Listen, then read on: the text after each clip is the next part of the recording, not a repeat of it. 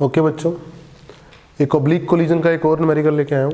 एक 2r radius की ball है, ठीक है ना।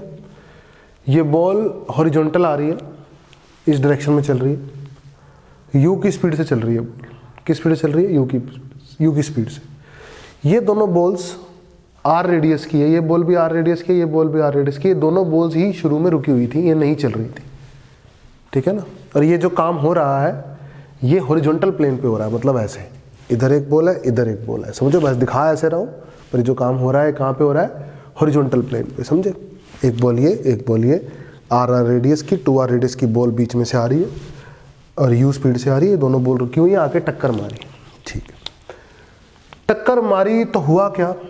टक्कर मारने के बाद ये वाली खुद ये जो बॉल थी ये रुक गई टक्कर मारती, और ये दोनों बॉल चलना शुरू हो गई जस्ट टक्कर मारते ही, ठीक है।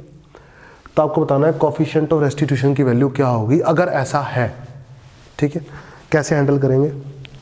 देखो, सबसे पुरंता बात, जब टक्कर होगी तो कॉमन सरफेस जो इस और इस बॉल का कोलिजन में आएगा वो आएगा ये, इसका सेंटर और इसका सेंटर जोड़ो। बहुत ध्यान से देखेंगे, गड़बड़ नहीं होनी चाहिए, ऐसे सही है। जो कॉमन सरफेस इस बॉल का आएगा, इसका इसका सेंटर जोड़ दो, ऐसे सही बात है। जैसे ये बॉल इन पे टक्कर मारेगी तो फोर्स इस डायरेक्शन में लगेगा, इंपल्स इस डायरेक्शन में लगेगी जे, तो इस एक्शन का रिएक्शन इंपल्स लगेगी इस वाली बड़ी वाली बॉल पे जे। समझ में आनी चाहिए चीजें, ठीक है। और क्योंकि ये सिमेट्रिक है, दोनों बॉल सेम है, ये r रेडियस की पड़ी भी सेम है, तो इस पे भी जे ही मानूंगा। इस पे इंपल्स कितनी लगी? जे। मैं नए मेथड से कराऊंगा, तो इस एक्शन का रिएक्शन पीछे इंपल्स कितनी लगी? जे। कोई चिंता की बात नहीं। अब इसको चलाने वाला कौन है? इसको चलाने वाली ये इंपल्स है। तो इसको इंपल्स लगी इस डायरेक्शन में मिली तो ये चलेगा भी इसी डायरेक्शन में, इसको इंपल्स मिली इस डायरेक्शन में तो ये चलेगा भी इसी डायरेक्शन में। हॉरिजॉन्टल प्लेन पे है भाई, ये वर्टिकल नहीं है, ये ऐसे ऐसे चलेगी, समझ रहे हो। और ये रुका क्यों? ये रुका क्योंकि इसके पास u वेलोसिटी थी पीछे की तरफ। तो इन एक्शंस जो हुए उनके रिएक्शंस ने इसको रोका। देखो ये जे इन्होंने इसको बॉल को रोका और इसकी स्पीड, इसका मोमेंटम जीरो किया। खैर, तो एक काम करते हैं हम, आप बहुत ध्यान से देखेंगे तो इस ट्रायंगल को देखेंगे हम, देखो ध्यान से देखेंगे तो ये ऐसे ट्रायंगल बनेगी। हाँ जी, ये रेडियस r, ये रेडियस r, तो ये कितना 2r, दिक्कत नहीं होनी चाहिए। ये रेडियस 2r, ये r, इसका रेडियस यहाँ से यहाँ तक 2r, ये r, तो ये 3r और ये भी 3r, और ये ऐसे सेंटर जोड़ दिया तो ये r, ये वाला हिस्सा r, तो ये एंगल निकल गया भाई अपने पास। तो जितना ये एंगल है उतना ये एंगल है, थीटा, थीटा, सही है, पक्का। तो साइन थीटा कितना आ गया हमारे पास? रख लेते हैं इसको निकाल के, r/3r, दैट इज 1/3। जरूरत पड़ सकती है देख लेंगे, निकाल के रख लिया, साइड में रख लिया। हाँ जी, पक्का, एकदम सही है, कोई दिक्कत नहीं। अब इसके पास इस डायरेक्शन में वेलोसिटी आएगी, मैंने आपको बताया क्यों आएगी इस डायरेक्शन, क्योंकि इंपल्स इस डायरेक्शन में मिली है तो वेलोसिटी भी इसी डायरेक्शन में आएगी ना, ऐसे आई। देखो ध्यान से, गड़बड़ नहीं होनी चाहिए। v,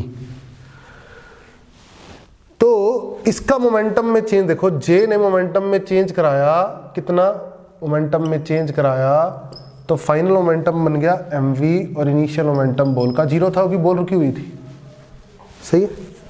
इस डायरेक्शन में खेल लिया। इसका खेल देखो, इसका खेल देखो, ये बड़ी वाली बॉल इस डायरेक्शन में जा रही है, तो इसको जे इंपल्स इधर मिली, ये थीटा एंगल, ये थीटा एंगल, तो ये जे का जे कॉस थीटा, जे का J cos theta, sine theta, sine theta इसका ऊपर, इसका साइन थीटा नीचे कट गया। तो इसको जो इंपल्स मिली वो 2j cos थीटा मिली नेगेटिव में, पीछे की तरफ 2j cos थीटा इंपल्स मिली, नेगेटिव में मिली, और इस इंपल्स ने इस बॉडी का मोमेंटम चेंज कराया, तो इस बॉडी का फाइनल मोमेंटम जीरो कर दिया, रुक गई ये बॉल। और इनिशियल मोमेंटम था इसका mu, इनिशियल मोमेंटम कितना था इसका बेटा? mu था, सही है, कोई दिक्कत नहीं है। कोई परेशानी नहीं है। माइनस ने माइनस को मार गिराया, जे की जगह एम वी डाल दिया तो 2mv cos थीटा आ गया हमारे पास mu।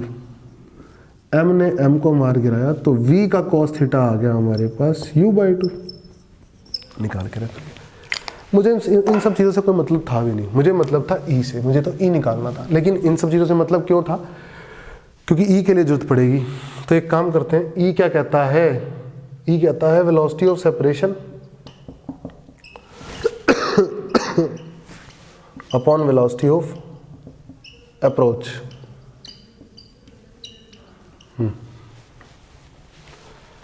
Along line of impact, along line of impact. तो लाइन ऑफ इम्पैक्ट तो यही है ना, इस कोलिजन की ये है और इस कोलिजन की ये है। इसके अलोंग सेपरेशन वेलोसिटी, तो फाइनली ये बॉल रुक गई है, ये बॉल चल रही है, तो इसकी वेलोसिटी तो v ही है, सेपरेशन वेलोसिटी बनेगी v-0। बोलो समझ में आया?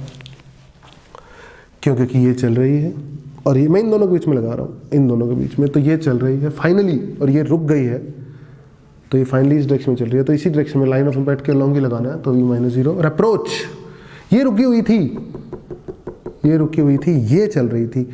अब ये कि ये चल ऐसे रही थी, मेरे को इक्वेशन लगानी है ऐसे, तो u का cos थीटा वाला कंपोनेंट अप्रोच में काम आएगा।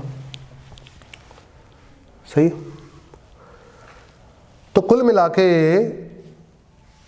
के सही है यहां तक?